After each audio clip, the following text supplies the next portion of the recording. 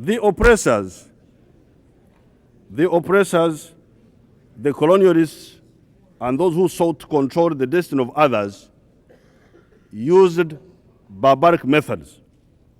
They used genocide, forced labor, ethnocide, etc. It is amazing, therefore, that some of those who claim to be fighting for the liberation of the oppressed peoples also use barbaric means such as terrorism. In the ongoing debate about terrorism, I've not heard anybody bothering to define the difference between a freedom fighter and a terrorist. I've not heard anybody bothering to define this. What is the difference between a freedom fighter and a terrorist? Mzee Nelson Mandela, Mzee means somebody of dignified, of dignity and elderly. Mzee Nelson Mandela has been a freedom fighter until recently. Was he a terrorist? Not at all. Did you hear that Mr. Mandela was hijacking a plane? Or that he was planting a bomb in a restaurant? But Mr. Mandela was a freedom fighter. He was not a terrorist. The difference between a terrorist and a freedom fighter lies in the fact that while a freedom fighter sometimes may be forced to use violence, he cannot use indiscriminate violence. The one who uses indiscriminate violence, that is the terrorist. A freedom fighter may sometimes be forced to use violence. I was forced to use violence against Idi Amin. You must have heard of Idi Amin. But I never hijacked a plane. You never heard that Museveni hijacked a plane? Or planted a bomb in a bar? People in bars are not politicians. Some of them are just go there to making merry. If you kill such people, what sort of revolutionary are you? The one who uses indiscriminate violence is a terrorist.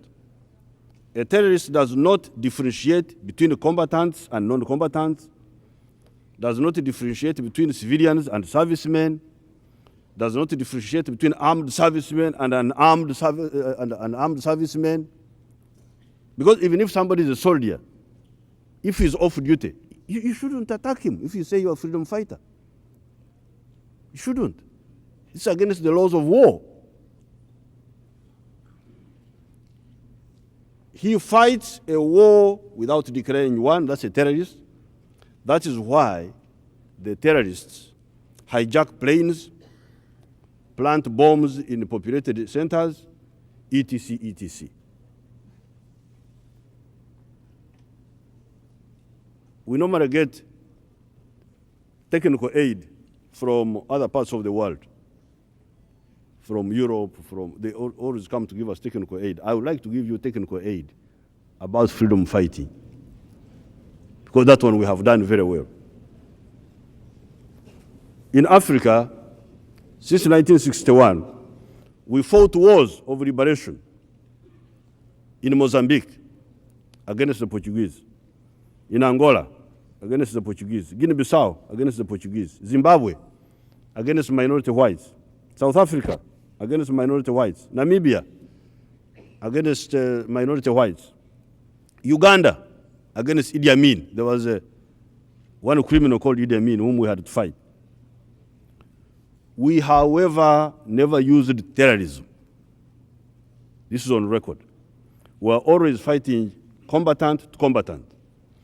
Quite a number of times, our comrades were using mass action, strikes, demonstrations, petitions, diplomatic struggles, etc. Not a single plane was hijacked by African freedom fighters, although there were anti-colonial wars in all the countries I have mentioned. The actions by terrorists are misguided, criminal, and must be opposed by all as a matter of principle. Africa was beginning to benefit from AGOA. This AGOA, the move by the Americans to open their markets to our goods. We are beginning to benefit from this. Business has, however, now somewhat slumped in America. Therefore, the terrorists who claim to be fighting for the Palestinian cause are objectively hurting the interests of Africa, who have always been the allies of the Palestinians. This is counterproductive. The terrorists also try to polarize the world on a wrong basis. Muslims versus Christians. This is unacceptable. Exploitation does not know the boundary of race or religion. Exploiters are found in all religions or races. The Arabs had to oppose Turkish imperialism. Yet both the Arabs and the Turks were Muslims.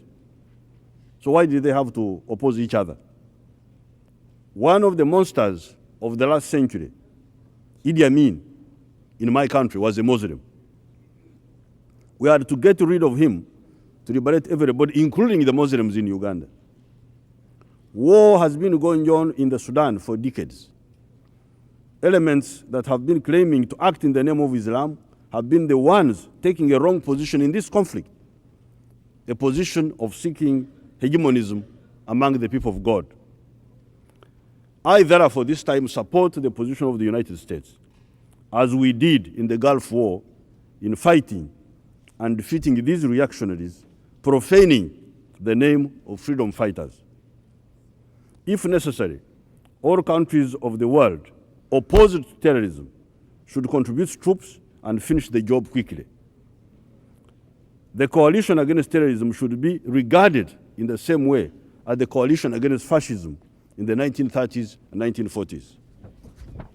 Nevertheless, the just aspirations of the Palestinian peoples and of other oppressed peoples like the people of Southern Sudan must be supported so that we get peaceful resolutions of these conflicts.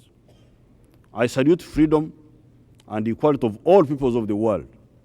Anybody with ambitions to dominate other human beings or exploit them has got illegitimate ambitions. We now have the chance to build a new, just world. Apart from ensuring the free will of all peoples, the most important instrument of emancipation is free trade, giving quota-free, tariff-free access to African goods to the markets of the OECD countries and vice versa. Africa is beginning to tame its conflicts. The conflict in Lesotho was resolved by an African mechanism. Recently, the Arusha Accord ended the conflict in Burundi. It is possible to resolve our age-old problems and finally become part of the new world order and not just be spectators of the process. I thank you very much.